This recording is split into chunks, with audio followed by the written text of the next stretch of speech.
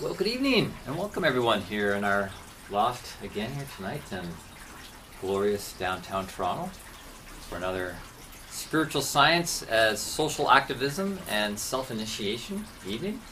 It's great to have a nice full loft of people out for this talk tonight called Tantra, to turn on the best parts of yourself. So I want to start off with a few questions, just plant a few question seeds into your mind that we will fertilize and grow as this evening unpacks. The first one is, what is sexy to you? What does sexy look like to you? And that has kind of two parts to it. First of all, what do you find sexy and appealing in another? What is appealing and turns you on, turns on your senses, turns on something inside you? And the other part of that question is, what makes you feel sexy? What does sexy look like in you? Yeah. How do you present yourself when you want to present sex appeal? And the other question I want to put out there is, what is the ultimate aim of sexual energy? Does sexual energy have an aim? Does it have an agenda? Does it have some ultimate direction and realization of itself? The title of the talk is Tantra to Turn on the Best Parts of Yourself. So parts. What are the parts? What are the parts of yourself? And the first thing is, the premise we're coming from here in couching this talk on Tantra, because Tantra really is a spiritual path, and this being a talk on spiritual science, we're couching the whole idea that the premise is that you are a spiritual being that's having a human experience. So there's two parts to that. There is the temporal experience. The temporal experience as a human, that is an opportunity to have growth as a spiritual being, and to take the fruits of that growth with you when you end your temporal experience, to be part of your spiritual eternal experience. So human, temporal, spiritual, eternal. These two parts. Spiritual being having a temporal human experience to grow fruit that can be enjoyed in your eternal experience. Pretty simple. So I also want to quote from a book here that's really considered a classic now in tantric literature, The Art of Sexual Ecstasy by Margot Anand. Came out in 1989 and really has stood the test of time as a book with lots of great writing, but also lots of great pictures too. It's always nice to have picture books. And there's a quote from here that says, "Sexual liberation implies the liberation of the whole being." Sexual liberation implies the liberation of the whole being. Body, soul, and spirit. This holistic viewpoint is an essential ingredient in the understanding of the sexual secrets. So it's to understand that this holistic perspective, having a body, a soul, and a spirit, is essential to understanding sexual secrets and having true liberation. So we talked about spiritual and the human, the eternal and the temporal. So here, this quote's adding a third component, a third part, the soul, which can be considered the psyche. The soul comes from the word psyche, psychology, the personality, the person. It's this middle part that stands in between the eternal spirit and the temporal human that has a body. So body, soul, and spirit really are the parts that we're looking at in wanting to turn them on. And while I got this book out, I just look at another little section that is worth looking at quickly here, called Challenging Sexual Myths. Just going to read the headings for each of the sections.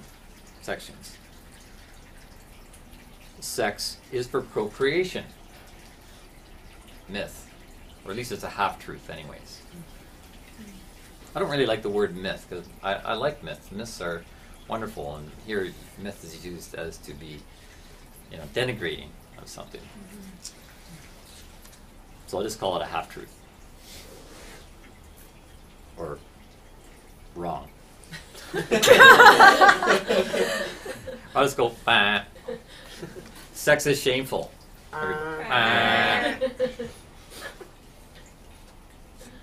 Sex is natural, so don't interfere with it. What does that mean? Well, it's just natural. Let it happen the way it wants to happen. Don't try to work with it or enhance it. Bah. There is a right way to make love.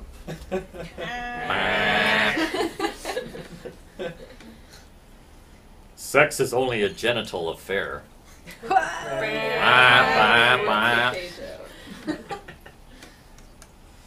Intercourse is the only meaningful part of sex.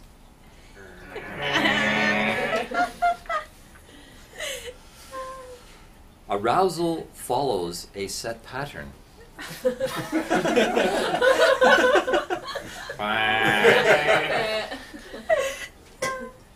Your sexual pleasure depends upon your partner. Oh, goodness. Half-truth. Half-truth. In men, orgasm equals ejaculation.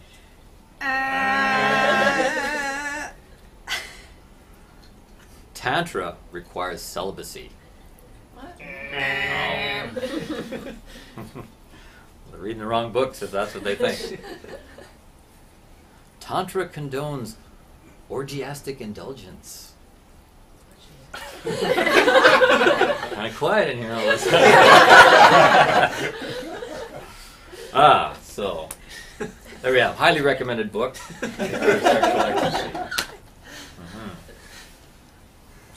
So, by the way, I just want to say that I don't consider myself an expert in this field. Or in this case, you would call it a sexpert.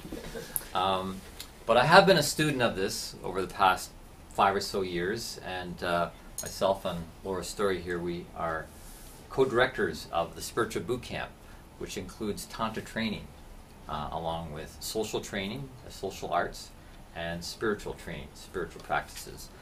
Because we see the importance of weaving the three threads together of our sexual life, our social life, and our spiritual life.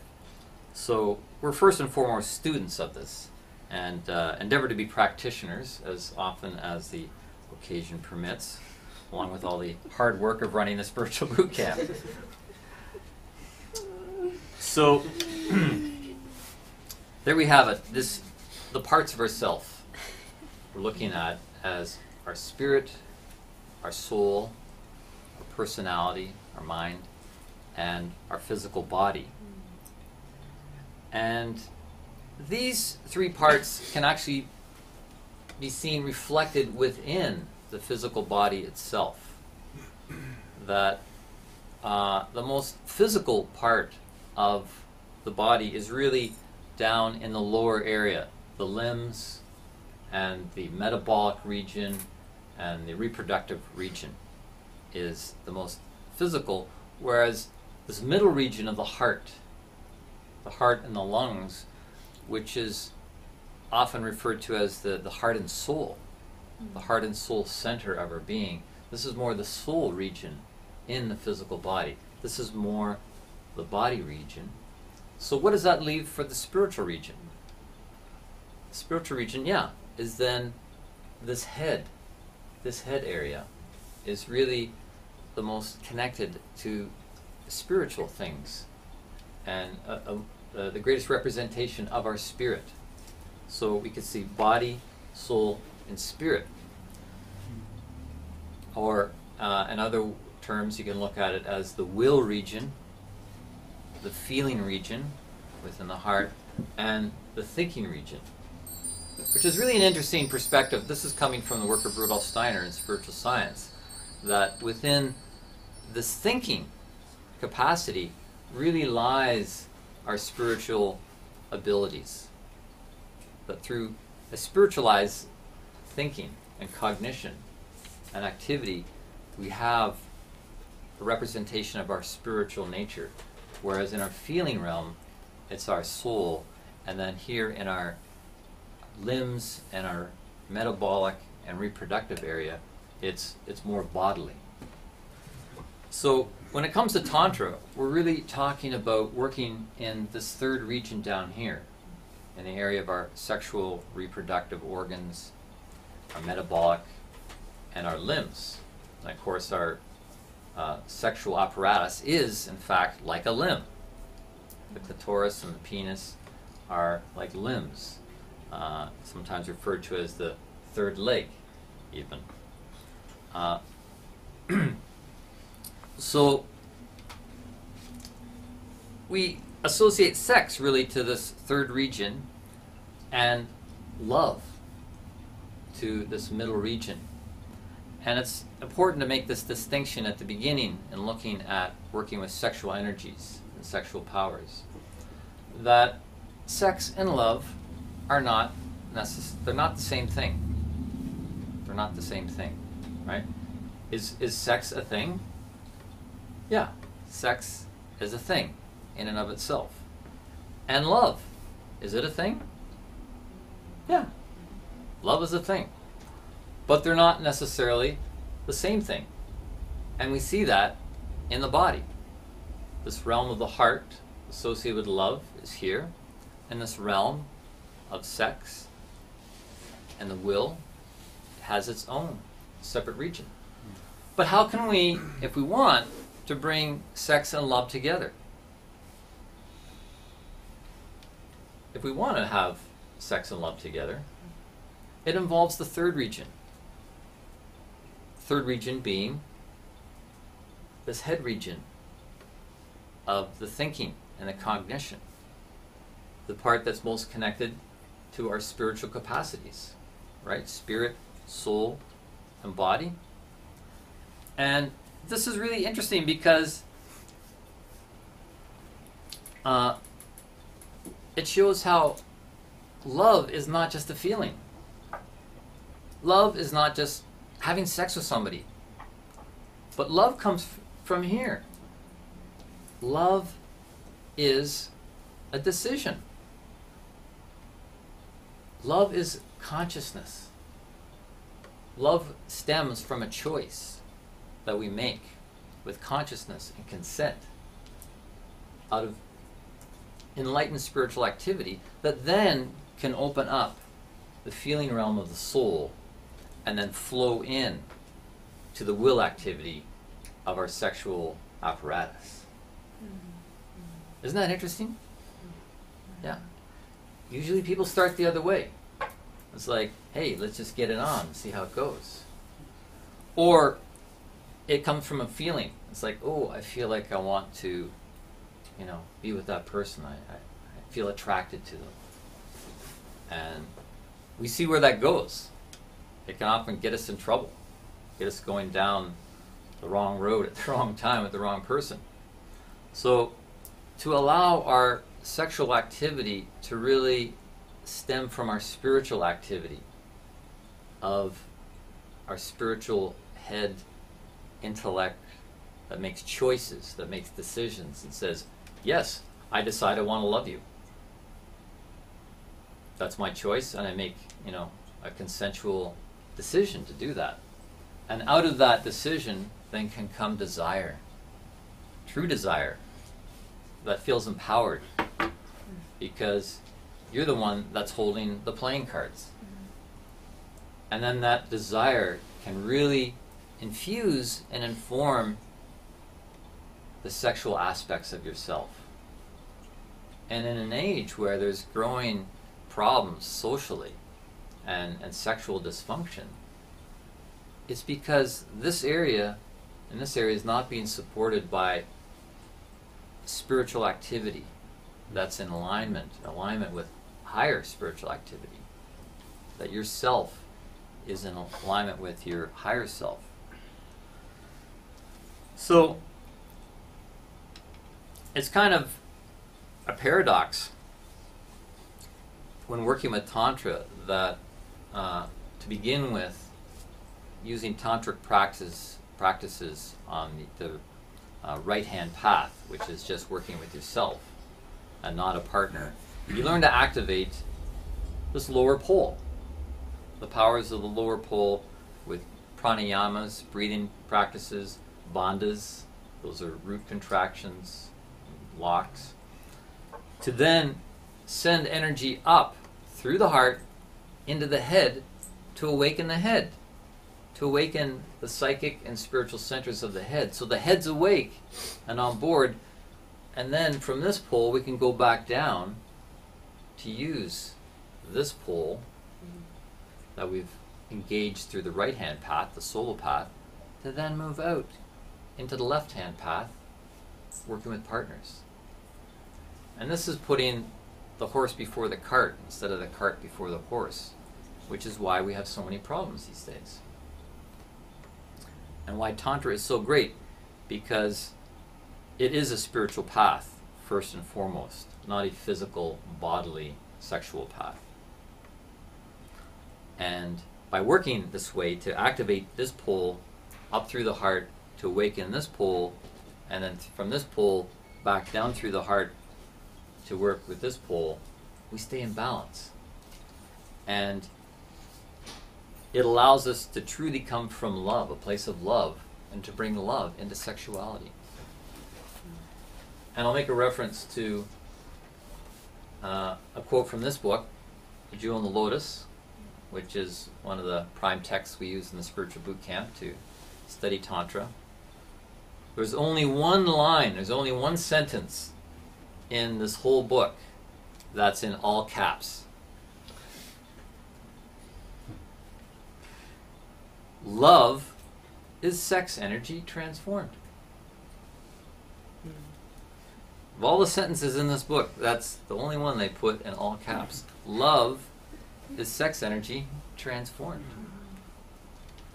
So love and sex do come together when we learn to transform these powers by taking up a tantric path.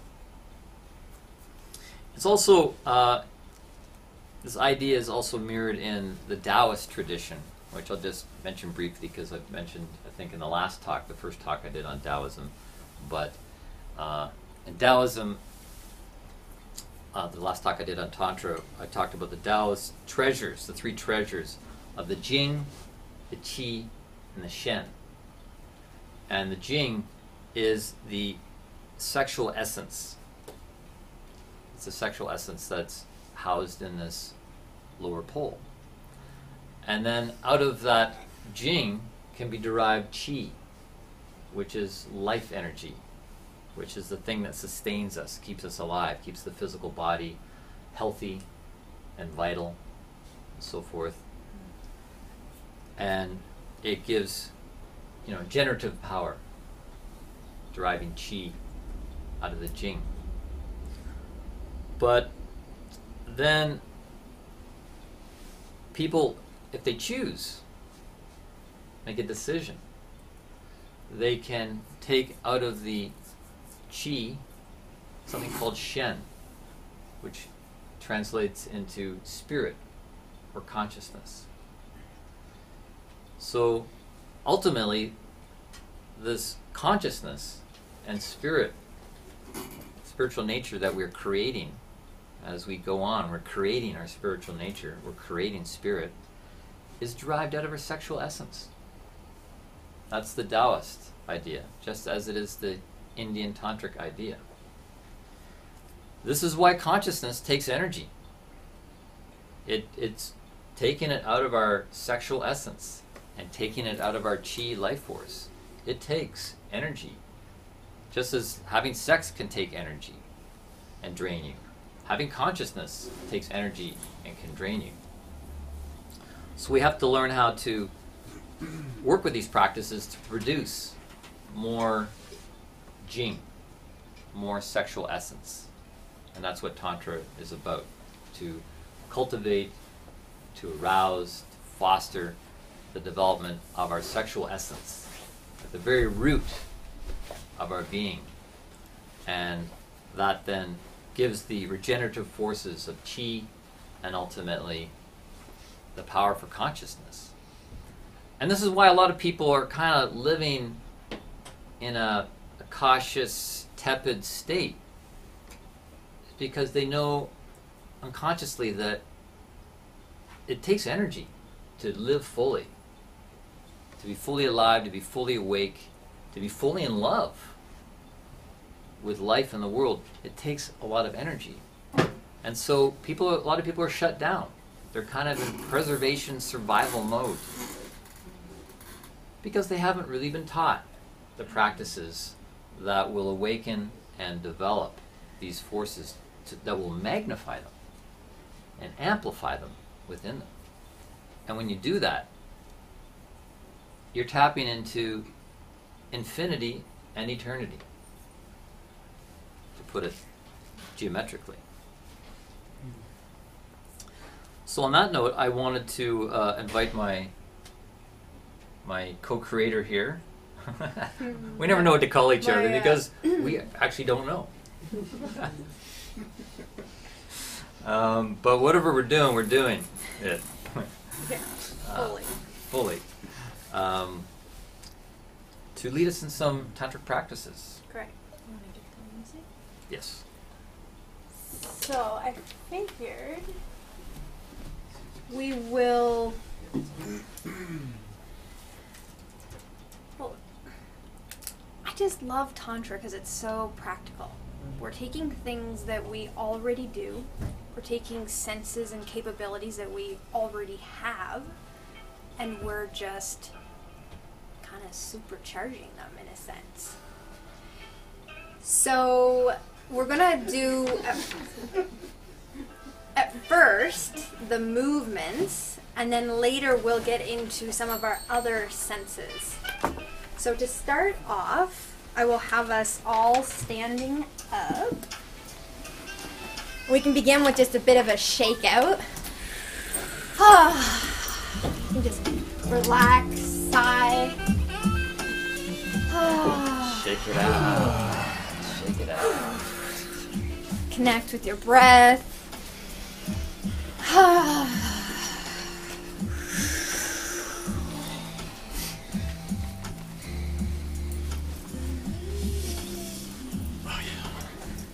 And then you can slowly bring in your awareness into the pelvis and start moving it either in circles or in thrusts, but really isolating the pelvis. So you can put your hands on your ribs, that can help. So the ribs are staying stationary. Your upper body doesn't move. Everybody in Facebook land is getting to watch pelvis in action. Yeah. So keep those ribs stationary. Yeah. We want to isolate it. We're not like doing like a column, thing. This is seriously just the pelvis. And at the beginning, it might just be like a teeny tiny little something. And give ourselves a kunda tap. This is the sacral bone area of our spine. This is said where the kundalini, the seed of kundalini, lives underneath this sacrum. It can take quite a bit of pressure. You can really explore it. Or tap your friends. Sure, you can tap your neighbors. Tap mine. Sure. The deer, the Taoist deer, So this is rubbing the breasts, the chest, with the palm chakras. We're not actually touching the nipples. We go around the nipples. You can go both directions. This helps awaken the heart. You can add some pelvic circles or thrusts or whatever feels good. Bring in the Anahata massage. So remember this one where we're inhaling, opening the chest, exhaling, slight back bend or forward bend, and that's where we engage the root lock. And we release the root lock, inhale, taking in the solar, and exhaling, root lock, chin lock. And just continue this at your own pace, tapping the thymus.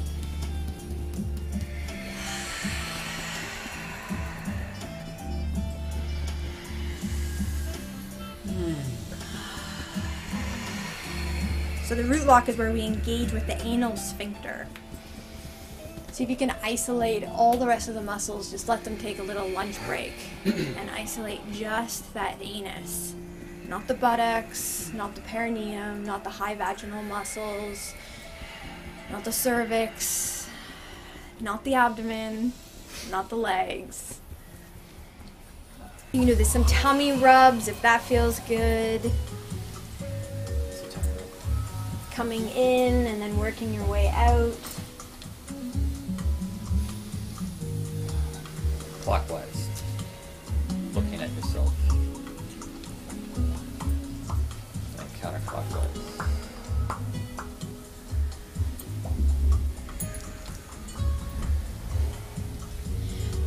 And then let us engage transmuting this energy, as Jessie said. So we're taking it kind of from the sense realm up through the heart region into the head.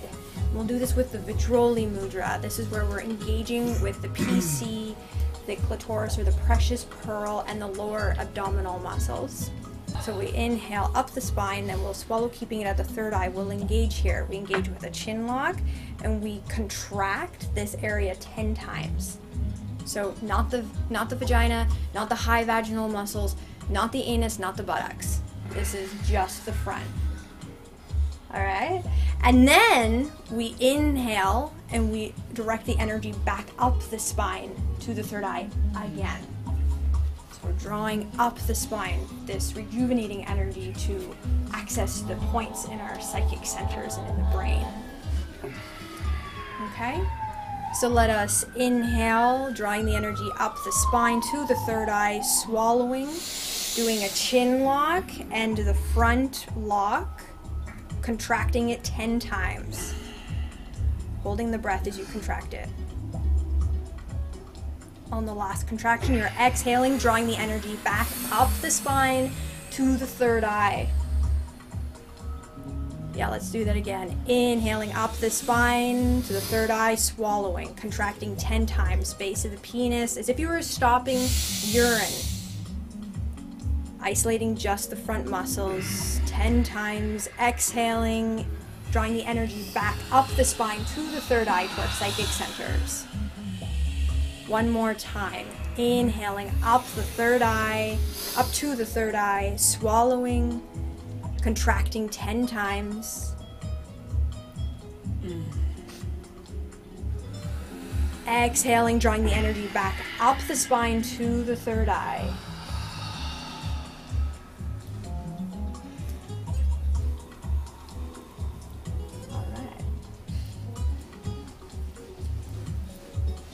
All right. Thank you, Laura. So we can sit back down. Oh. How do people feel after that? Let's just do a quick check-in. What was the experience then and now?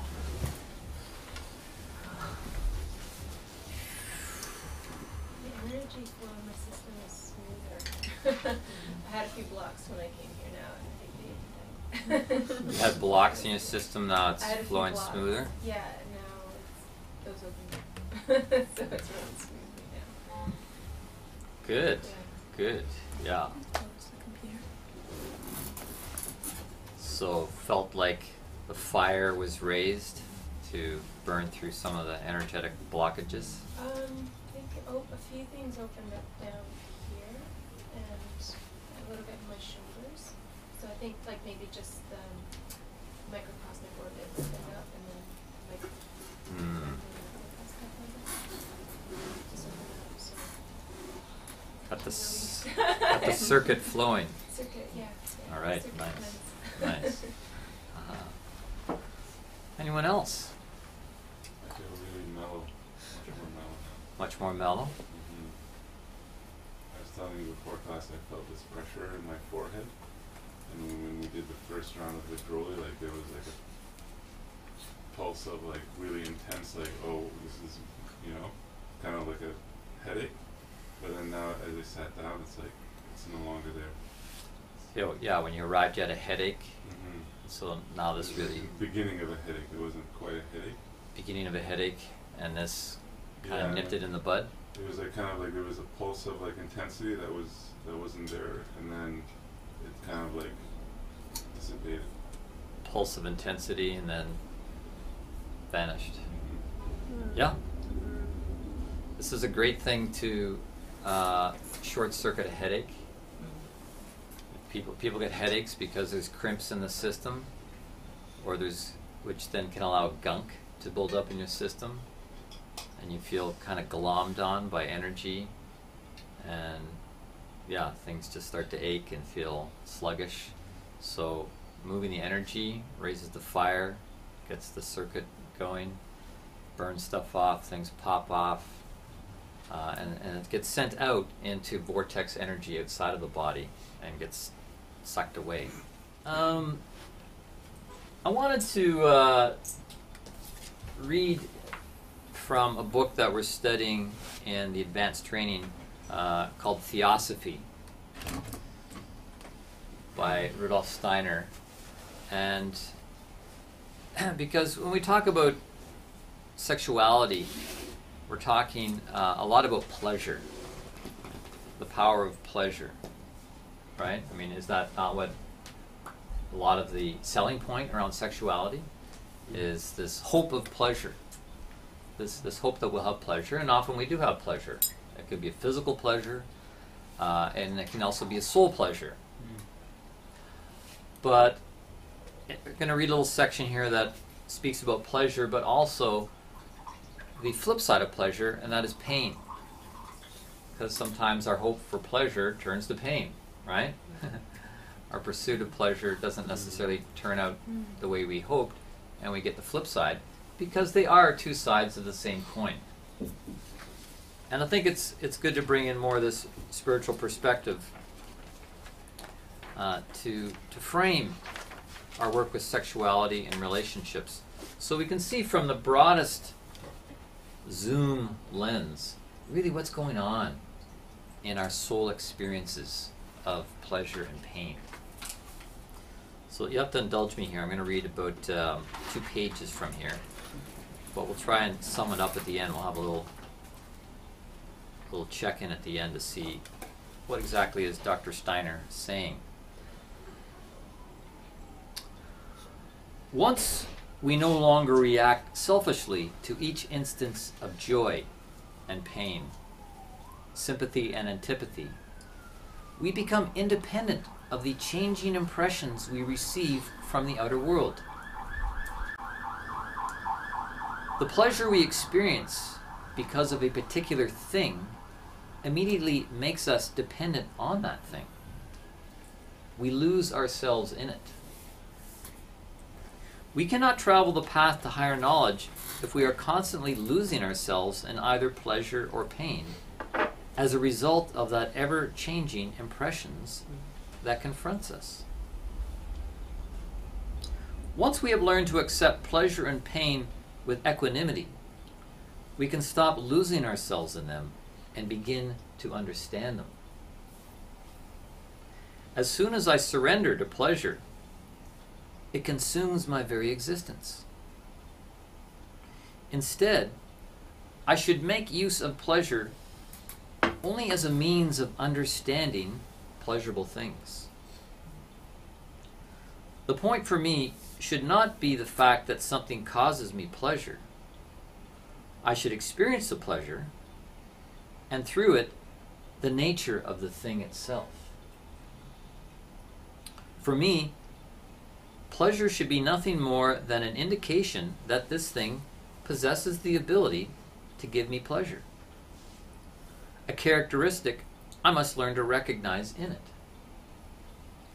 If I stop short at the pleasure itself and let myself be totally taken in by it, I am experiencing only myself. On the other hand, if pleasure gives me an opportunity to experience a characteristic of the thing itself, I enrich my inner nature through the experience. In the course of our research, pleasure and displeasure, joy and pain, must present us with opportunities to learn about things. This does not make us immune to pleasure and pain. It enables us to rise above them so that they can disclose the actual nature of external things. By cultivating this faculty, we will come to realize what good teachers pleasure and pain are. We will co-experience what each and every being feels and thus receive a revelation of its inner nature. Whoa, that's deep stuff. If we are truly seeking, we never stop short at our own suffering or pleasure, but always ask what that joy or suffering has to tell us. We surrender our personal selves so that suffering or pleasure coming from the outside world can work on us. This permits us to develop a totally new way of relating to things. Whereas our reactions to specific impressions used to be based only on our own liking or disliking, we can now let pleasure and displeasure be organs through which things tell us what they themselves are in their essence. In us, pleasure and pain are transformed from merely feelings into sensory organs through which we perceive the outer world. Wow. When our eyes see something, they do not take action themselves, but rather cause our hands to act. So too, when a spiritual researcher's pleasure and pain receive impressions, they do not act directly. Only what is experienced via pleasure and displeasure then leads to action. When we make a practice of using pleasure and displeasure as organs to transmit information, they fashion the actual soul organs we need for the soul world to disclose itself to us. Our eyes can serve our physical body only by being organs of transmission for sensory impressions. Similarly, pleasure and displeasure develop our soul eyes when they cease to assert themselves for their own sake and begin to reveal unknown souls to us. Yeah. So what did he say?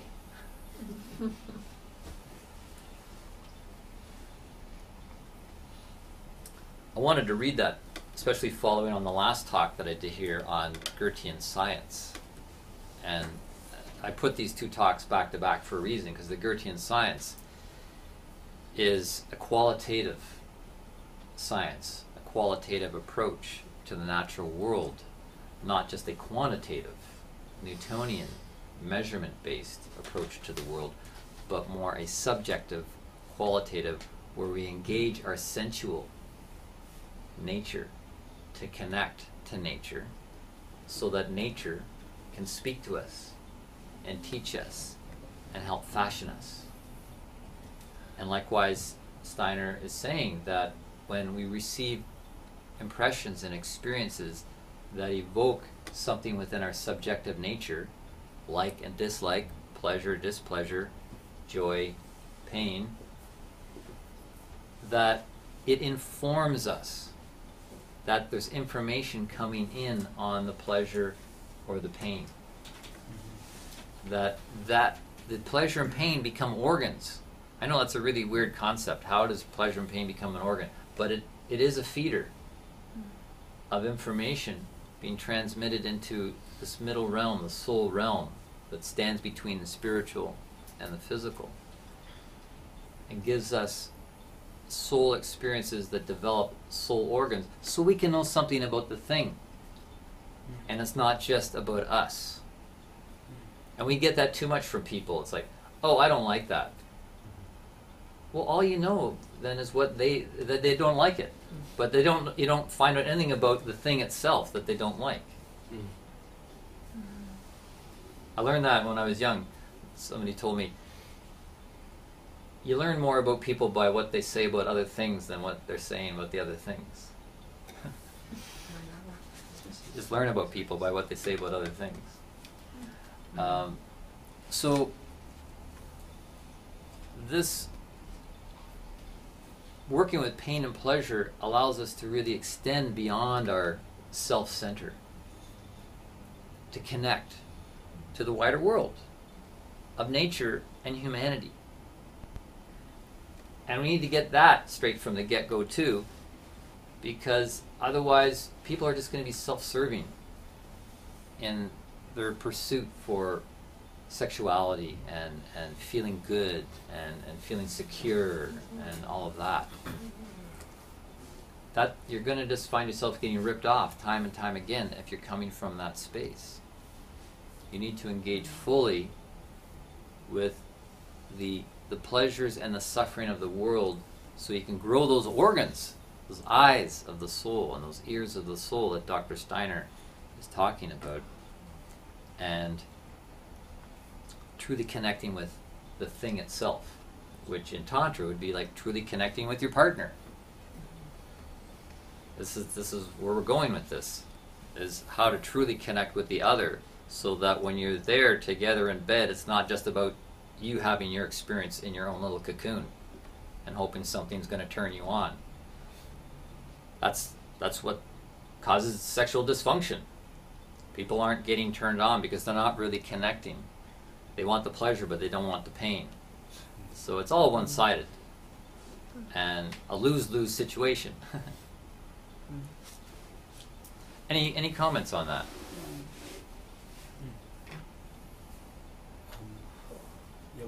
Can you say more about what you mean about closing to the pain, and how that would not allow for the pleasure to come in? Yeah, about closing to the pain. Well, that people don't get turned on because they're closing off parts of themselves out of some fear, but it sounds like there's more there. Yeah, well, it's not really living fully human if you're just looking for bliss. You know, there's also Hit the highs and need to hit the lows. exactly. Yes. And you can't have passion without compassion. And compassion is connecting with the suffering of others. That's going to allow you to experience those highs because you're not afraid to go down and connect with the lowliest of the low. You need Yeah. bandwidth, not just height.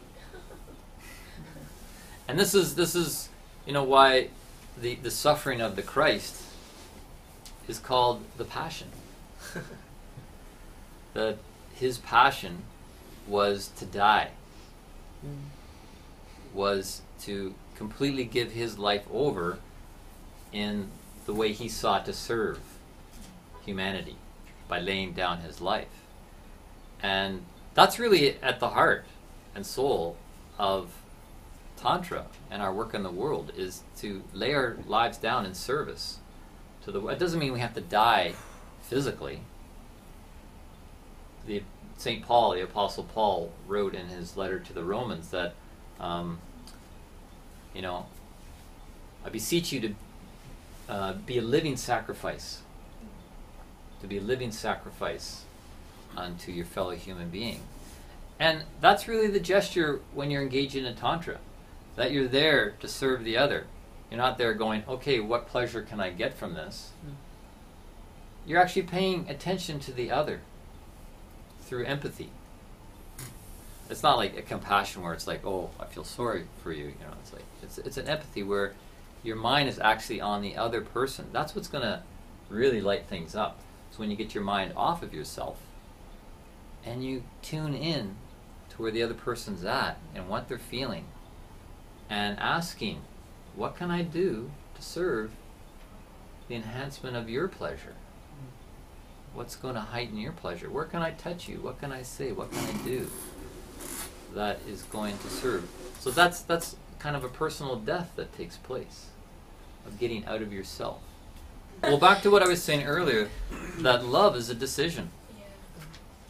So the power is in your hands to make that free will choice based on spiritual insight that says, this is right for me to serve this situation. That I have karmic business, or we have work to do here, making love. So you make the choice, and out of that comes the passion, and then finally the will is truly engaged in the greatest heightened sexuality possible. And that's where we're going here, is to have the highest heightened sexuality possible, and not the tepid or the dysfunctional sexuality that's becoming epidemic in our society for a variety of reasons. But what we're talking about here is that, making the choice, so you're clear, this is the right thing, and it feels right, and I want to do it, and I'm actually going to step out of myself. That's the sacrifice, that's the death of the self, the lower self, so the higher self can come through. Get, like they say, get out of the way. Well, there's something paradoxical about here, and enigmatic, but one can say that pain is also a turn-on. Oh, yeah. Like, that it turns us on. I don't mean necessarily like pain should be used for a sexual turn-on, but when you're in pain or displeasure or antipathy, it wakes you up. It turns on the circuits. It turns on your heart, it turns on your mind, it turns on your will, because you feel something's wrong. When you feel something's wrong, that's going to turn you on. Like, even in the deepest will survival mode, it goes, no! You know how to turn on your no. So, yeah, you're right. It has to be balanced in our brain and in our whole being to work with these things that develop as organs within our soul life. So we're getting true information and not just distorted, delusional information.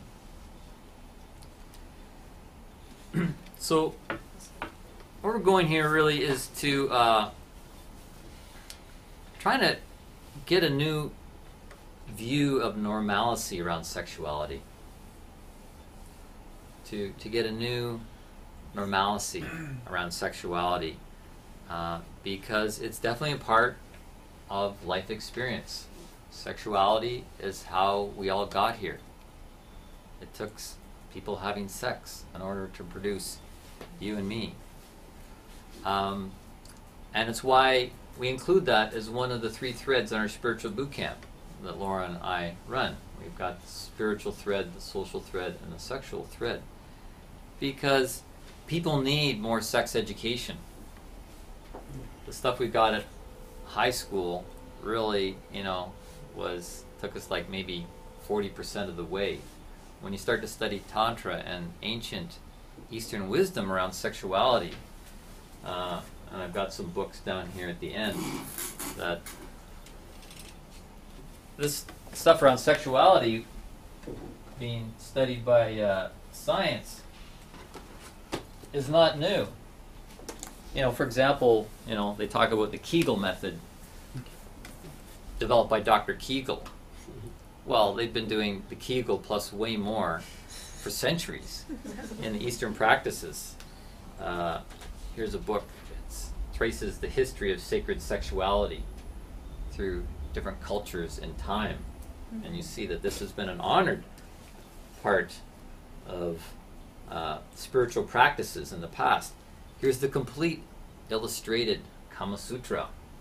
As you can see, I've got all the best pages marked. If anybody wants to borrow it at a low fee, then you're quite welcome. Actually, you can borrow it for free, and all you have to do is flip to the sticky notes. Well, they're not called sticky notes.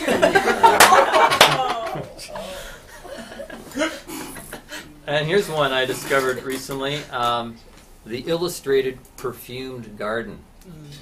This comes from Arabian source, a sheikh in the, this is why they call them sheiks, by the way, because sexuality is a big part of Middle Eastern culture and, you know, the sacred traditions. And this Arabian sheikh Umar ibn Muhammad al-Nafwazi wrote this perfume garden back in the 1500s, and then the manuscript just got discovered accidentally by this French soldier who was on tour in Algeria. It's like, oh, what's this? Had translated it into French, and then later was discovered by the explorer Sir Richard Burton, who translated it into English in the 1800s and made like 35 copies. And then it finally spread further in around the world, and now you can get it from HarperCollins, or you can borrow the copy from me if you want. So it's been considered something normal in the past and in different cultures, but it's really gotten distorted in modern times, especially with our modern Western medical model, which is distorting a lot of things. This Newtonian approach rather than the Goethean approach. Having trouble saying it myself. One of those tricky words. I keep saying this, that modern science is one of the leading causes of mental illness because it's imbalanced. And so we who are raised in that model and educated in it in our schools, we're imbalanced. And I want to take that statement even further now to say that modern Western science is one of the leading causes of sexual dysfunction. Yeah, because if you're not balanced mentally and you're not balanced emotionally, or you're shut down emotionally, when those emotions get shut down, your sexuality is going to get shut down. Because sexuality really needs to issue from the heart and the passion and the feelings. That's, you know, we know even on a physical level, the blood needs to be pumping to really engorge these limbs down here and bring them alive. So I wanted to ask the question,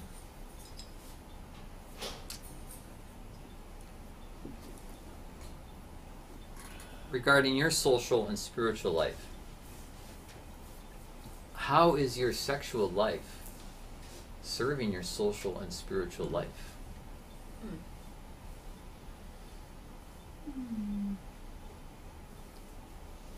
Anyone want to volunteer an answer on that? Yeah, in light of these times that we live in, is your sexual life serving your social life? Is it serving your spiritual life? The type of language that is used in this day and age around sexuality, when people are referred to as you know, sluts or whores or dirty old men or perverts or creepers. You know, you see this in the languaging on the streets, you see this on the internet, that there's a put down and there's the distortion around people who are really trying to just express their sexual nature and their sexual interest in some way, in some healthy way. And then they're called, you know, creepers or perverts or sluts. Like, that's really a denigration of something that's been considered sacred through the ages. it's just, sometimes there is a distortion of our, sometimes people are perverted. Sometimes people get into practices that, like voyeurism, where you spy on people, or you take pictures of people without their consent, in change rooms or things like this, or on beaches, like secretly taking pictures of people that are naked on beaches without asking them. Like, that's voyeurism, and that's really crossing the line. But it's still coming from an essential desire for connection with nature, and a connection with feeling alive, based on an arousal of this essence, this sexual essence, which is at the base of our soul experience and our spiritual experience. So part of the issue is that, we are dealing with an animal nature. When we talk about our sexual nature, it's something we have in common with the animal kingdom. And also, to a certain extent, with the plant kingdom. I was up north just this past weekend, and out in nature, and looking at the trees and all this beginning of leaves, these little buds just, they look like circumcised penises that haven't quite emerged beyond the foreskin yet. Like it's just being held back, but there's this pushing very slowly. There's no premature budding, blooming, and casting of seed. It's very organic, but it's very sexual at the same time. Seeing these leaves just slow motion, it's very sexy. Like don't even perceive what's happening. From one day to the next, you see this opening of the leaf, the bud, the bloom.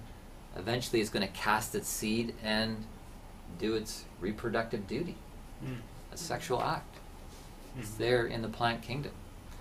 And then at night I'd go out, I was walking around the cabin and listening to the swamp nearby, and the sound of the peepers. Find me, find me, find me, fuck me, fuck me. Yeah, it's all pretty sexual down there in the swamp. What's going on in the dark?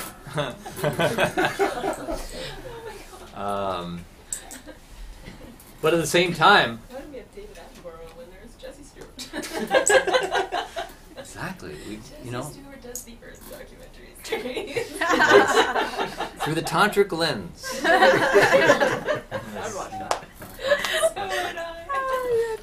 I think we're on to something. There's that toad doing a urethral contraction. And I did, there's a dangerous side even in the swamp. I went out during the day in a little boat, and I'm going along, and there's this half-sunken dock there in the shore, and I'm going by, and I'm just looking, and I look, and there's this big black snake up on this half-sunken dock, and it's just sitting there with its head looking over where all the peepers are. It's like, okay, you start sending your little signal out, like, find me, fuck me, and I'm going to come and eat you. And it's not the way you're going to want it. When you're most vulnerable. Exactly. We are vulnerable when we open sexually. This is the point I'm making here. We share this sexual nature with the animal kingdom. And there's a vulnerability and a dangerous side to living in our animal nature. And as with an animal, we need to train those animal energies. We need to be able to rein them in when they need to be reined in. So we have a certain amount of control, not over control. We don't want to over control our sexual energies. We don't want to take the wild out of the astral body. That's part of the problem in our modern society. We've dumbed down the wildness, and it's creating sexual dysfunction. But to control it to a certain extent. For example, I was sexually abstinent this past winter. Through the winter months, I just abstained from sexual activity, and wasn't ejaculating and things like that. It was a good time to do it in winter time. I call it yinter time, time of yin, and being more inward and holding energies in, the same as the plant kingdom is. The plant kingdom has taken all their energies down and into the earth. And then there's interactivity. Those energies are actually for interactivity in the wintertime.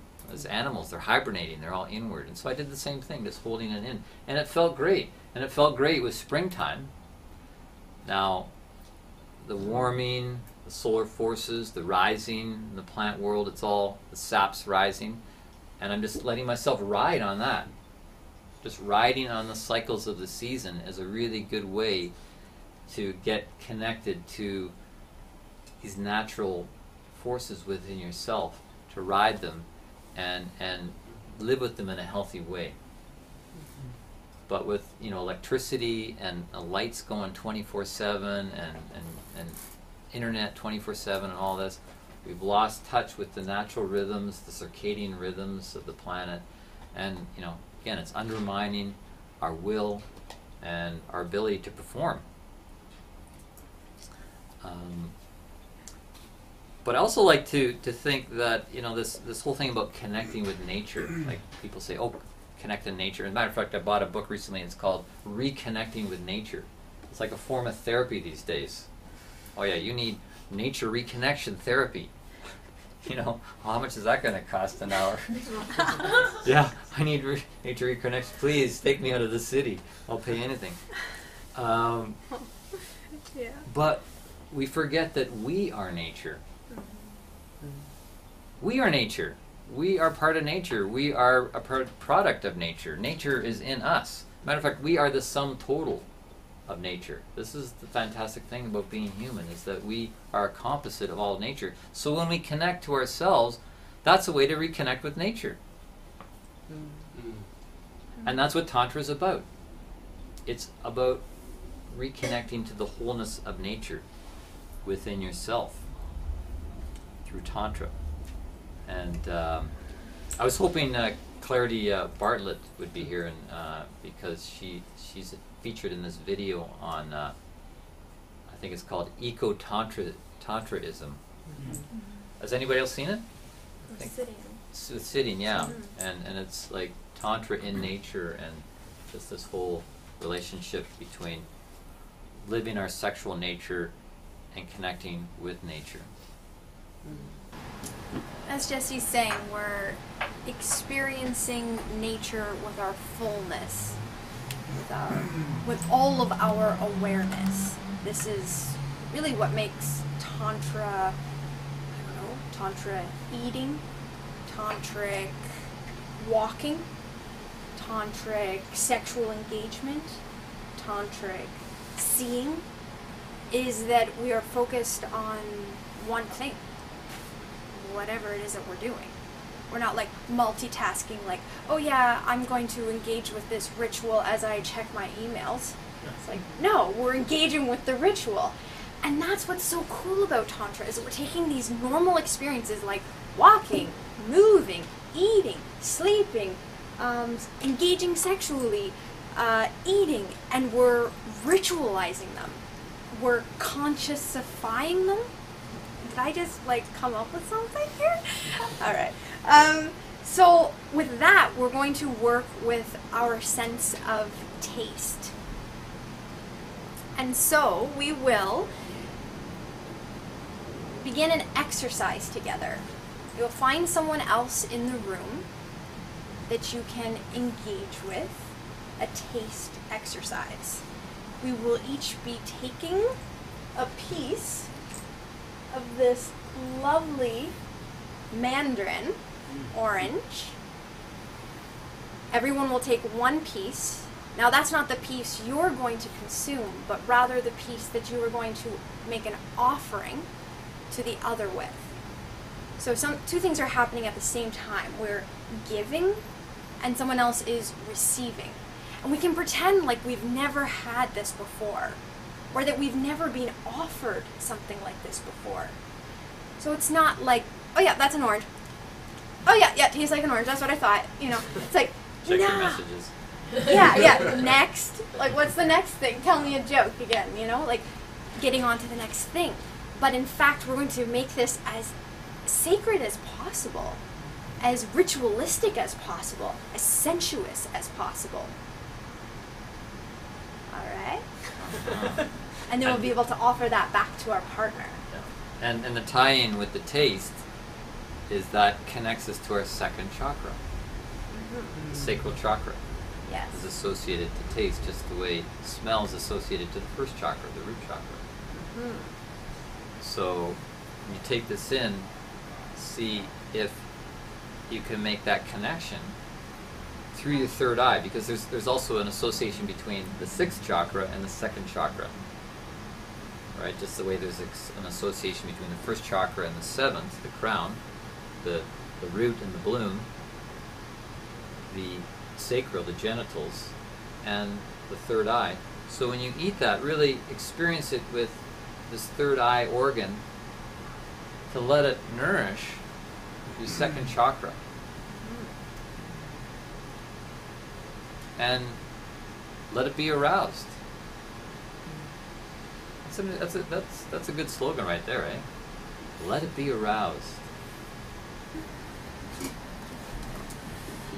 I noticed that when I was partnered with Andy, so I was doing the offering of the orange for him, and Andy describing it and looking at it and contemplating it, actually I found activation and awakening within myself, just witnessing him witnessing the orange. It's like, that's sexy. It's like, oh yeah, I really like you liking this and kind of looking at it from all angles, and it's like, it really, you talk about like engaging with the head pole. It's like, yeah. So I don't know if anyone else found that. Yeah. Like, so it sounds like it's really about this giving space for someone else to feel like they can embody, or they can empower themselves in that moment, and that we don't often have that space to really sit with it in a safe container with, you're saying, like, no judgment, no expectations. It's like, I want you to experience this fully. What a gift to be able to give someone else. Anyone else have any experiences, things they liked, didn't like, surprising? Yeah. I just like the build up of the words, and do you want this orange, and it's juicy, and it's I was getting all excited for fruit. All right. I mean, I'm not usually excited over fruit, but I think I have a new turn on. All right. Yeah, and sometimes it's about the journey, not the destination either. So, goodbye cake. Hello, oranges and fruit. Yeah. A new turn on to fruit. Yeah, just from the words. From the And words, even just the orange, you made it like this in the bowl, and I was like, oh my god, I want that orange. Yeah. I was all excited about it. So something that's every day. We eat every day. Yeah. And yet there was something different in the way we held it that made for this desire, this wanting, this longing for something that's like, I can be fulfilled with this, and I can give it and share it with another. Yeah, that's Tantra, baby. Heck yeah. Yeah, Erin. I had a bit of a journey, with just what happens inside when I give versus receive, and then even the different people. It was a different kind of journey, in those moments, and just kind of watching that and having that just be a part of the experience, and letting it sit, not getting into it, but not repressing it either, and just allowing that. And now I'm kind of have something to think about after it.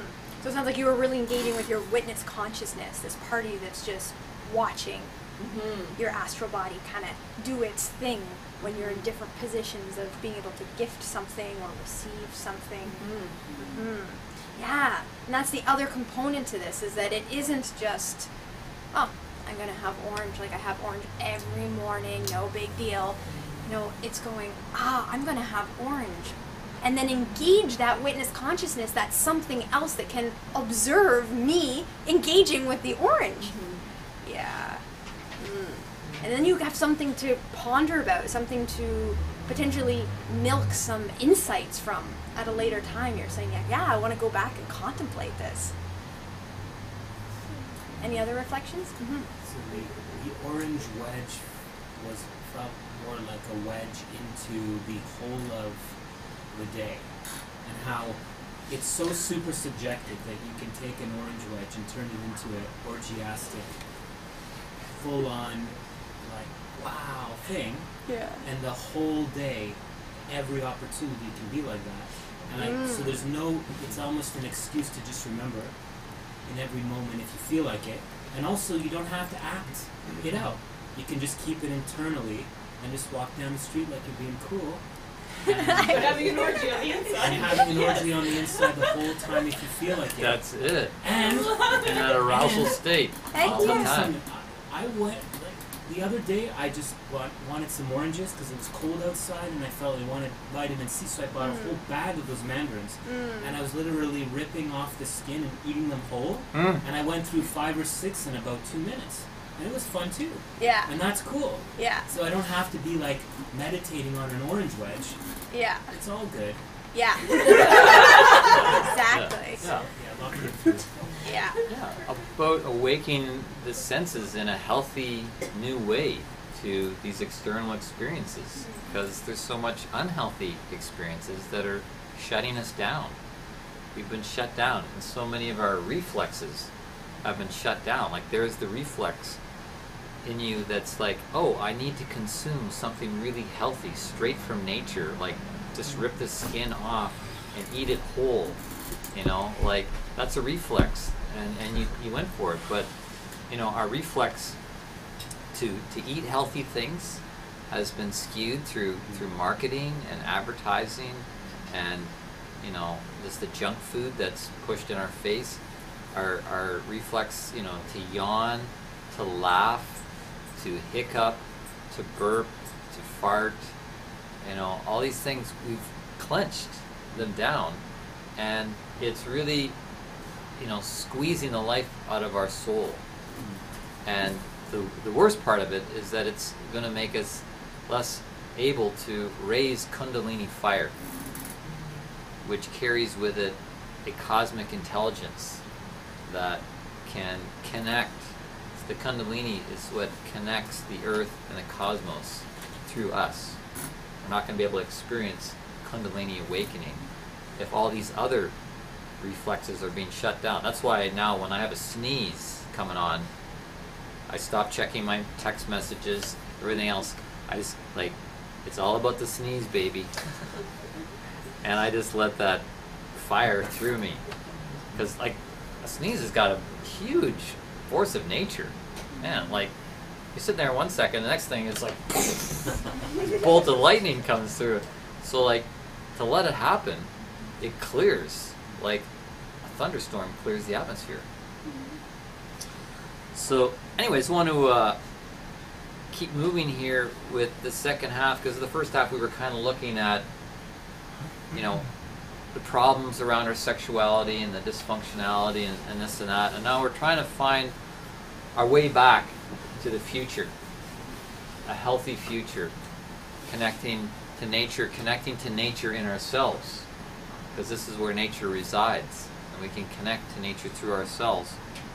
And with connecting to our sexual nature, I mean, sneezes are powerful, but think of the power of sexuality. I mean, for one thing, through sexuality, you can create another human being. Science can't do that. It's trying. It's still going to have to work with nature to do it. But sexuality can create another human. But sexuality can also cause death. It causes a lot of death and a lot of pain and takes a lot of people down. So how to approach our sexuality with a healthy consciousness that includes consent, right? Consent's all about consciousness. And Otherwise, our sexuality can fall into the wrong hands and be used against us. There are dark forces, spiritual forces, that will use the power, the strong, strong power of sexuality against us. So I like to say that we need to approach it as the great work of alchemy. That modern tantric sexuality is the great work of alchemy. And alchemy was sometimes referred to as the royal art. This is the new royal art, to work with our psycho-spiritual sexual nature and to treat it as an art form. That sexuality should be an artistic act as well as a sacred act. Why not? Because we're turning on our creative juices. We should be engaging our creativity. We should be engaging our imagination. We'll get to that in a moment, because so much of sexuality really is the work within our own imagination. We think it's hormonal, but the hormones are really activated by what's going on other levels, higher levels than the physical level. They trigger the hormonal precursors when what's going on in our imagination, in our mind, will produce that right hormonal cocktail that will lead to the delicious delirium that is our spiritual birthright. So how to go there? In the boot camp, and in the Jewel in the Lotus book, they talk about the 5 tantric steps to activate and enjoy Tantra as a practice. So step 1 is to purify and strengthen the body. So that's the physical body and the energy of the physical body. And then step 2 is to purify and strengthen the mind. So, yeah, like healthy thoughts in the mind. Get rid of the stinking thinking and put good thoughts in your mind, good affirmations that affirm the right things. And then step 3 is the arousal of sexual energy. Turning on the sex switch, which for me, it is a switch. It is like you can put your hand on the switch and turn it on, and you can turn it off. But I like to think it's not just a toggle switch, it's actually like a dimmer switch, where you can turn it up as high as you want. You can, like, a lot of these lights are on dimmer switches, so I just, I'm spending a half an hour before you guys arrive, just getting everything the right intensity and height, so, it's all the right environment. But when we then turn it on and arouse the sexual energy, where does that lead? Well, step 4 is to transmute this energy, to turn it into something higher, to turn it into the chi and the shen that we were talking about earlier. But in practical terms, it's about sending it up into other parts of the body. So the sexual essence can be sent right up to the brain, which is great, to awaken the brain centers, to awaken the psychic centers of the brain through sexual arousal is, to me, an evolutionary step forward. Just the same as Graham Hancock talks about how he feels that the intelligence of humanity took quantum leaps forward when they discovered entheogens, psychoactive substances. Like, people were very sleepy, and there wasn't a lot of technology and evolution for a long, long time, and then it took quantum leaps when they suddenly discovered, by ingesting certain plants, that it altered their consciousness, that it woke up centers in their brain. We can do the same thing without entheogens. We've got the natural cocktail within us. We've got entheogenic substances. When we combine them in the right way, will wake up the brain centers. Or to wake up the heart. And actually the heart is like a second brain. Well, people talk about this, the second brain down in the solar plexus area, and that's true too. There's a lot of intelligence in the solar plexus area because there's a meeting of a lot of nerve ganglia there, and so we have intelligence and you know, intuitions and feelings that tell us things. But the heart also is a brain. It's got more neural cells than the brain has. There's a lot of intelligence that can be woken up in the heart. And scientists are they marvel at the fact that in the embryo, the heart develops and starts beating before the brain's even there. We think that the heart is dependent on the brain, but in the embryo, there's no brain and the heart's doing its thing already because it has its own brain, its own intelligence. So we can use this arousal of sexual energy to wake the heart center. And third of all, we can use it to awaken the belly center, which is also you know, a center of intelligence. And I think a lot of healing can take place through Tantra and the awakening of the sexual forces. I think that through this sort of sexual activity could be the cure for a lot of the obesity epidemic that's on our planet. This people overweight for whatever reason, that if they were running their sexual energy in their body and circulating it, that it would burn off a lot of the excess weight for one thing. But it might also cure the reason why people, they overeat, or they smoke. A lot is because they're not satisfied in this center. The belly center is not satisfied. And this center was the center where we were connected to the mother in the embryonic stage through the umbilical cord. We were connected to the mother and had a sense of security and well-being, that we were going to be nourished. And then we get born and we're in this world where we don't feel secure, and there's a lot of harshness, and so we succumb to addictions and imbalances, and we get caught in a lot of the traps that lead to obesity and depression and eating disorders and whatnot. So I really believe that this kind of practice can help cure so much of what ails humanity. Because the fifth step in the tantric formula is then to enjoy the benefits of aroused and transmuted sexual essence. To enjoy the benefits on the three different parts we talked about, which are Spiritual, sexual. right, the body, the soul, and the spirit. Right? So on the body level, or the spirit level, it can open the chakras. Open the chakras and give us new states of consciousness.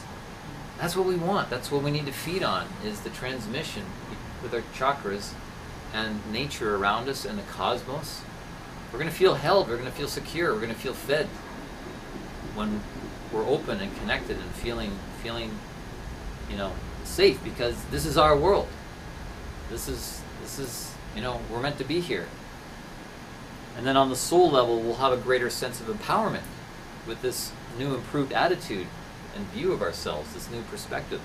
And we'll experience states of bliss and well-being and peace, which can overcome the depression. The heart will feel happy sitting on a belly that's happy and contented. Our hearts are not happy because their belly is not happy.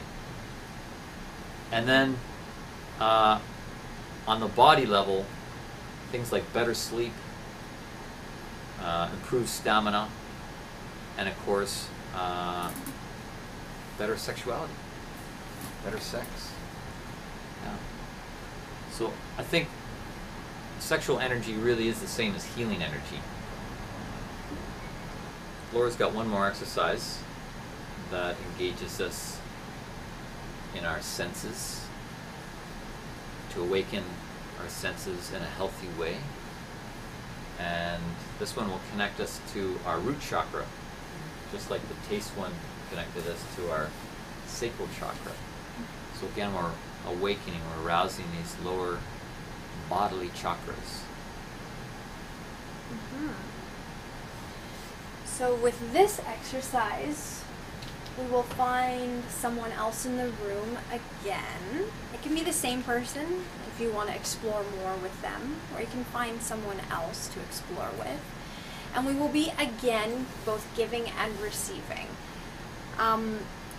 We've selected some oils. So we will anoint the other. Again, you're choosing to engage in this practice. So if this isn't something you're interested in, that's fine. In fact, if there's certain parts of it that you're not interested in, you express that to your partner.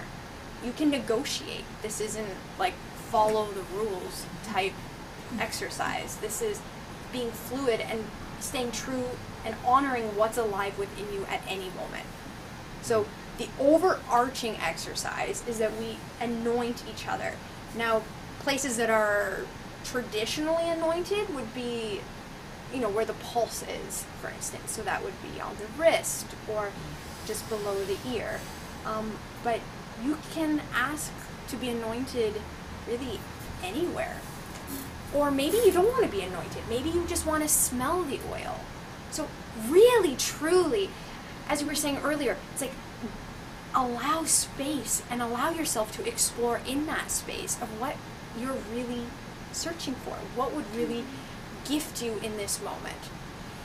Any comments on that experience? To anoint each other with an essential oil and letting the essence of the oil, and we had a variety of oils, letting that essence blend with the essence of each unique human being, producing a completely unique new essence, which is totally based on the present moment.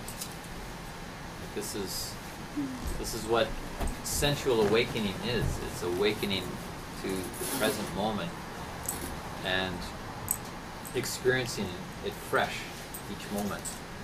So we live in that fresh state of being with this arousal of the senses. Any comments on that? Yeah. Can you comment about how this all links into pheromones? Pheromones. Well, yeah, I mean the pheromones being the natural, what's naturally produced by the body and emitted out in different ways depending on the state of the body and the mind. And so the essential oil rides on the pheromones. It's riding on top of that and blending together to create a unique cocktail, if you will, a smell cocktail that says something. It's transmitting information through our senses, our sense of smell, our olfactory organs, but then it's connected on the etheric and astral to the root chakra, and which is of course right next to our sexual chakra. So does someone's smell make us feel at home? Does it make us want to open up our root chakra and like ground down and open and feel warm and connected? Or does it shrink and recoil and go, oh, there's something about that person's essence that's warning me to not connect with them? And of course, people put on cheap aftershave and cheap perfumes to kind of try and fool you, to say, oh, I smell good, come and eat me. Just the way, our food industry is like trying to make things look good and smell good, so we'll buy it and eat it and get fooled and put poison into our bodies. But it's those pheromones really that we want to be connecting with. But ultimately, if the pheromones that are being produced are alluring, then adding another oil, and this is why we want to find the oil that's good for us. that's going to, you know, work with our own natural chemistry to make that exquisite cocktail that invites someone to drink of us and to be transported to bliss and delirium. Yeah. And it goes much beyond our partner. This goes into what foods are alluring to us. This goes to what places, where on the earth we should go. So this sense of smell is available to us at any moment.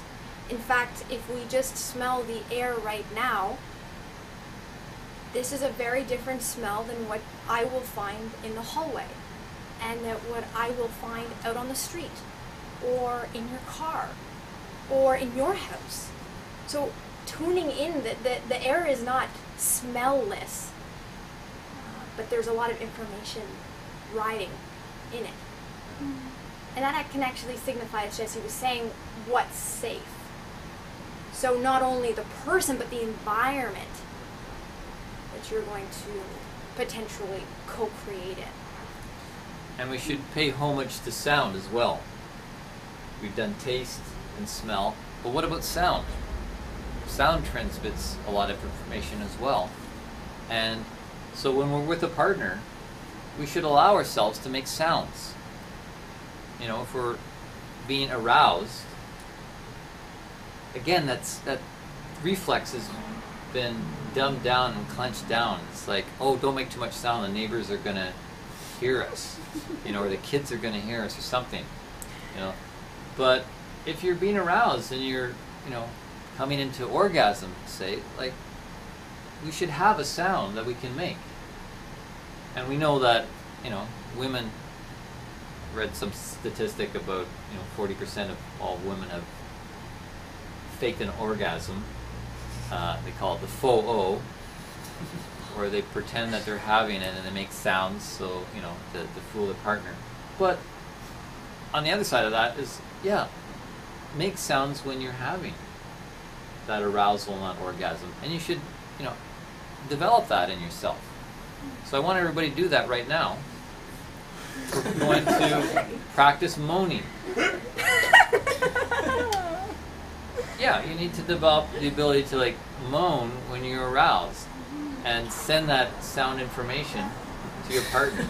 So we'll do it as a group, just so nobody's, like, singled out. But we'll kind of, like, with the dimmer switch thing, we'll start with it on low, and then we'll build it up louder and louder, as if we're getting aroused. So Your neighbors are gonna love not going to worry about the neighbors. If they come over and ask what I'm doing, I'll just tell them exactly what I'm doing.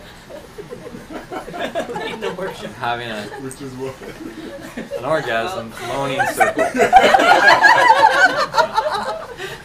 Yeah. Would you like to join us? What are your orgasm sounds like these days? Oh. Release that tension, right? Oh, yeah. Yeah.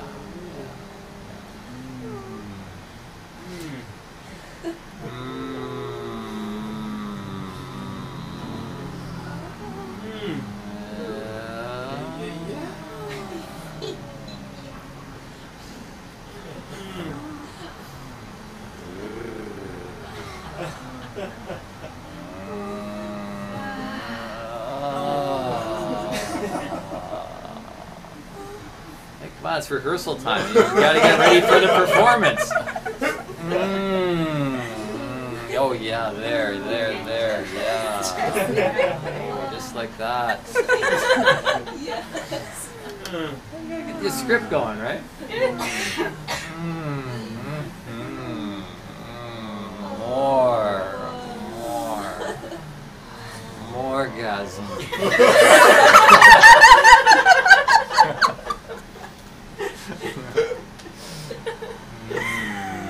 Don't be shy now. Okay, let's dim the switch up more.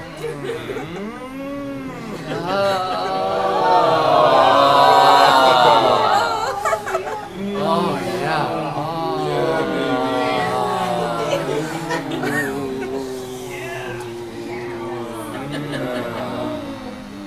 yoni likes this. Yeah. One more, even louder now. Come on.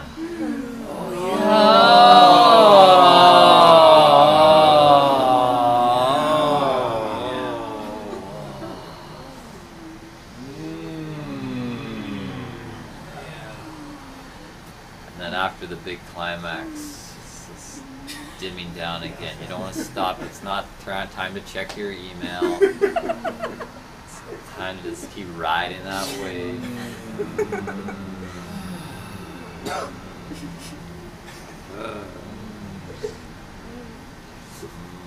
Orgasm.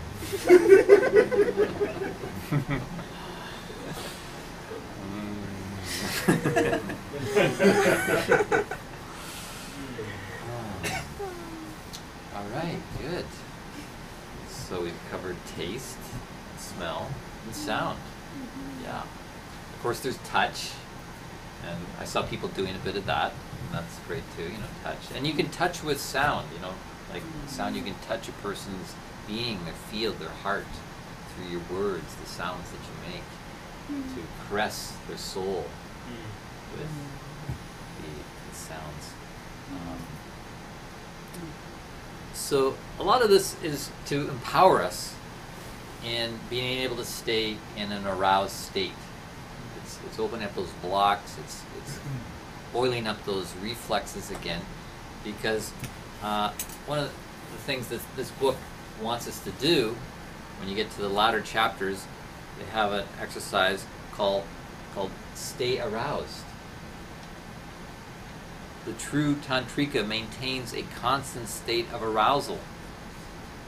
All the time you are aroused, your sexual glands are secreting hormones, and those are keeping you young and vital. So,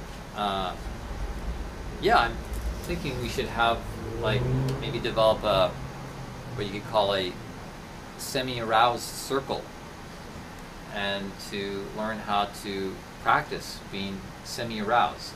They say be aroused, but it's not like you can stay in like a full peak arousal. It's like staying semi-aroused all the time to have the benefits of hormones being secreted and the vitality flowing through your circuits, engaging the psychic centers of the head, the brain of the heart, making the belly feel nourished. So to share a bit about her experience in this regard, Mo, who's done the spiritual boot camp and now about to complete the advanced training, is on board with this practice. Oh yeah. Tell us about it. So I've been doing it after having the sadhana of it last week. And these exercises are like a cycle that you get introduced to it, and it's like slowly, oh, okay, and then like a year after, it's like, oh, that's what it means. And it's been like that for me as well with the arousal exercise, and like this time it's finally clicking and like making sense. And I find it difficult to stay in that state, and I'm coming Can you up see with, why? So it's most of the time like the mind taking away from that energy. It's like the energy that can come and like ground me into my body. It's being kind of stolen by the chatter of the mind, by the stress of daily life, and by other centers that aren't aligned. So whenever I come back, and it's like, yeah, bringing my awareness back to my sacral and my genital area and my yoni and my clitoris, and like just resting it gently there, and it's just like kind of coming back home, coming back to my body, and engaging with different bandhas and different exercises, even gently, just having that rhythmic root lock on, and it's like, oh yeah, this energy is available for me. And it's changing its nature. So it's like in the past when I would feel arousal, it was like, oh, I'm aroused, I need a partner to release the tension. But now it's like, oh, I'm aroused. Yes, this energy is in me, and it's like I wanna like bring it up to the other centers that can use it, other chakras. So these are all theoretically, but what I've been experiencing in my daily life is that I wake up, I'm like, okay, getting semi-aroused, really bringing up the sexual energy, and it's kind of oiling the other chakras, oiling them up, and they're running very smoothly. So I've been experiencing really heightened state of energy that is becoming more available. And as much as it's sexual, it's spiritual. It's like kind of a new source of prana that I'm finding, and it's coming through my body. And it's like my willpower has been really on point. Like I've been really efficient, like starting my day and like getting things done that I want to do. And it's like just kind of in this flow state where I'm not engaging so much in my mind. I'm kind of catching up. Each time, like instead of like bringing my focus into my breath, I bring it to my sacral, and like kind of get a pump of energy on, and then like I can go on my day having that focus. So it's been really helping me with having that clarity and focus in my third eye, and kind of not getting distracted in the world. So it's like I'm at work and there's like fast-paced environment and all these tasks that I need to get done, and it doesn't take much. It's like I don't have to sit for meditation to get into that state. I just like bring my awareness back into this sexual energy that's available for me, and then I'm like kind of more of myself, like grounded into my being. It's like, yeah, here I am experiencing this, and it's like the juiciness of it, and it's like the pleasure of it. But even like the concept of pleasure and joy is taking another meaning. It's like more of in this fluid state of being that it's not necessarily stopping things and feeling joyful, rather than moment-to-moment experience of that pleasure and joy that's available for me. As it comes up like through this energetic state that I can go on my day and not really like feel tired. Even like coming here, I came straight from work. I'm seeing people having coffee and like kind of being in subway and all those noises. I was like, oh wait, I need to get my energy back on. Starting the rhythmic root log, and it was like really like focusing on that, like which is essentially me focusing on my energy and things that are available within me. And it's like there I am back energetic. And like now it's the matter of, okay, where to transmute that. And the other thing that I've been experiencing is that, like, yeah, the energy comes up and kind of builds up. So it's like that, even being in that semi-arousal state, still you get the build-up of the energy. And it's like sometimes in the middle of the day, or depending on what's the state that I'm in, I'm like, oh, okay, this is time for transmutation breath, or this is time for energy to even go further than my third eye and go to my higher chakras. So it's been a really interesting experiment with this energy that can take another essence that's very different from kind of the hormonal arousal that you get based on your cycle and based on what your ovaries are doing, or things that aren't infused with that consciousness, aren't infused with that spiritual energy and will. It's like I have my willpower on it, and it feels good to have that control over our bodies and like really harvest those sources that are available for us in the way that is constructive to our being, and then we can meet another person in that level, rather than kind of feeling that sexual arousal and then reaching out for someone else to fulfill something in us. So it's been an amazing experience of feeling grounded, energetic, and like in control of the things that I want to feel during the day when I'm in the midst of chaos in the external world. Yeah, what a sense of independence too. As you said, you're feeling either like your energy's down or you're feeling like you need, sexual activity. So it's like, oh, I don't have to like go and find a partner. It's like you can just stop, do some practices, have an arousal break. Instead of going down to the pop machine in the lobby and getting a can of Coke, you can just like do some Vajra mudra and wake up the lower centers, send them up to the brain, refresh yourself, and waken the heart, and get into that semi-aroused state. So this is something we're going to talk about more. Is these arousal breaks. Just on that note, one thing that I realized now that you mentioned that is that sexual energy, it was kind of like something that would be postponed or put off. It's like, I'm feeling aroused, but right now I'm busy. And there's this sexual energy, but I have no idea what to do with it. So it's like, you stay and put until night when I go home, and then we're gonna think about it. We're gonna discuss how we're gonna take care of you. But now it's like, please come in. Like, I'm here, land, and like I'm gonna enjoy it. Yeah. So it's amazing to change the relationship.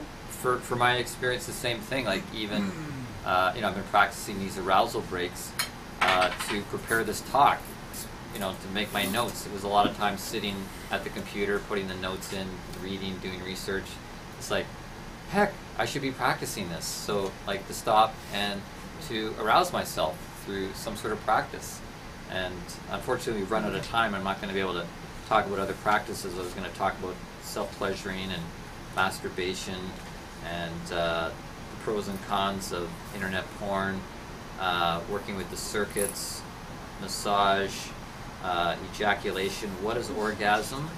Sounds like talk number 3. Kundalini. And 4, 5. We'll be back. Don't worry. Making love like making music. What is the G spot? The VIP zone.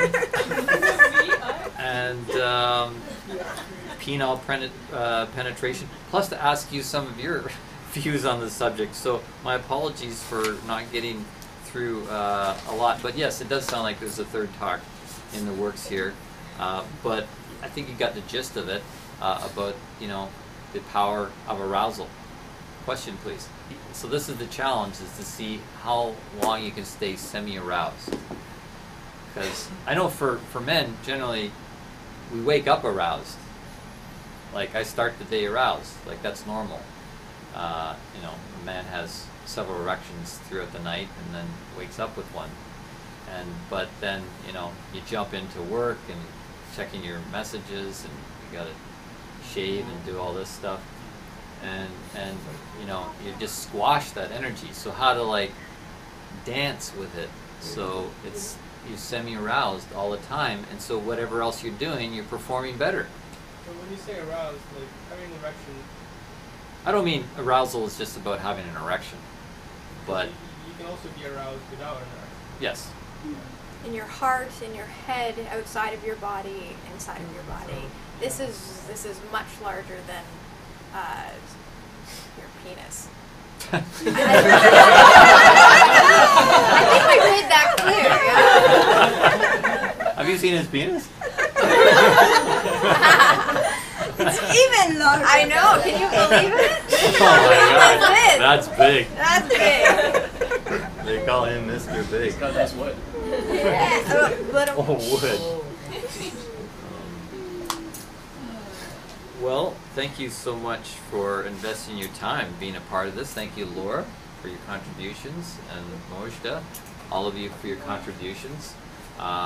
Would like to have heard more from you, so we're going to have to just continue gathering as a circle around this important subject. But I want to close the circle officially at this time, so people are free to go, but people are also free to stay, hang out, have conversations. So thank you all. Love and blessings to you. Great night. Thank you all out there in Facebook land for participating. Thank you all that are here but not here. Finish with the prayer? Prayer, yes. Finish with a prayer. Do you have one in mind, or You wanna go? you want me to pray? Let's finish with a prayer. You can... Well, the song. Oh, yes. This is called Just Undress Real Slow.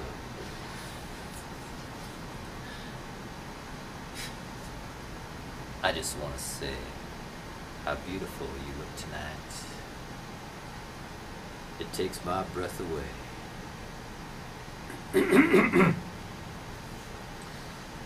And everything pumping through my veins is begging me to stay. Unplug the telephone.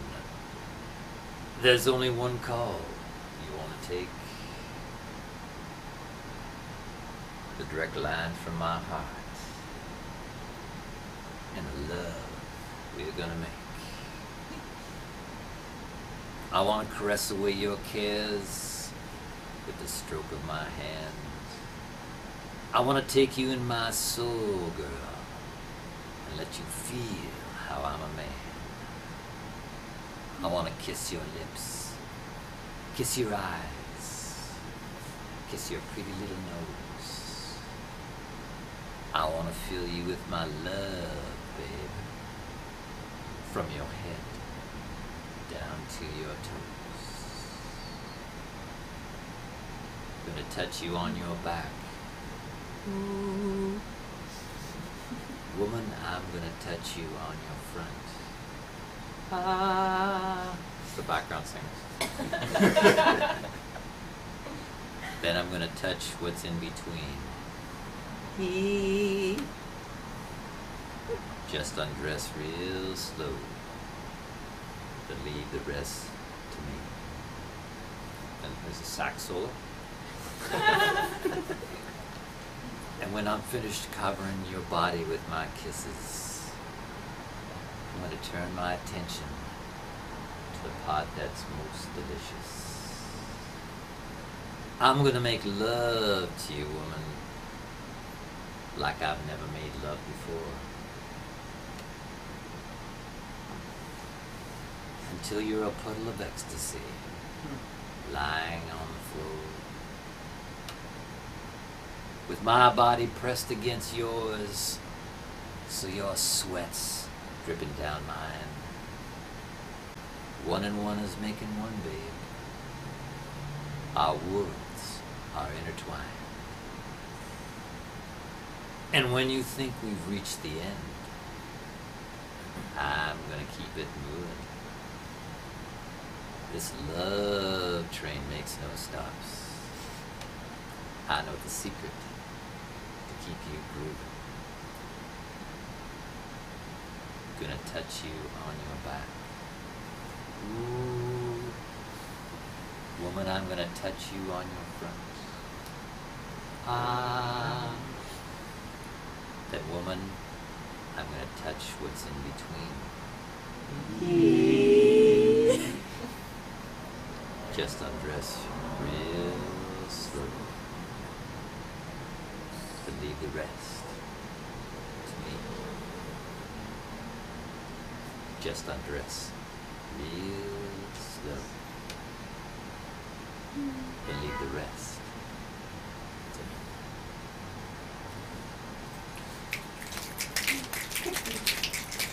Gosh. Kind of embarrassed.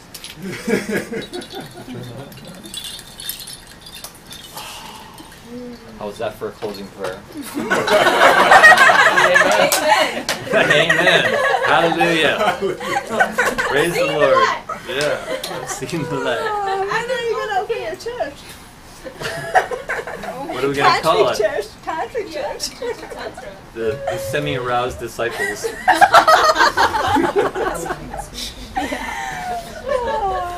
Yeah, it is open already. It's called the Spiritual Boot Camp. Thank you. Great idea. Yeah.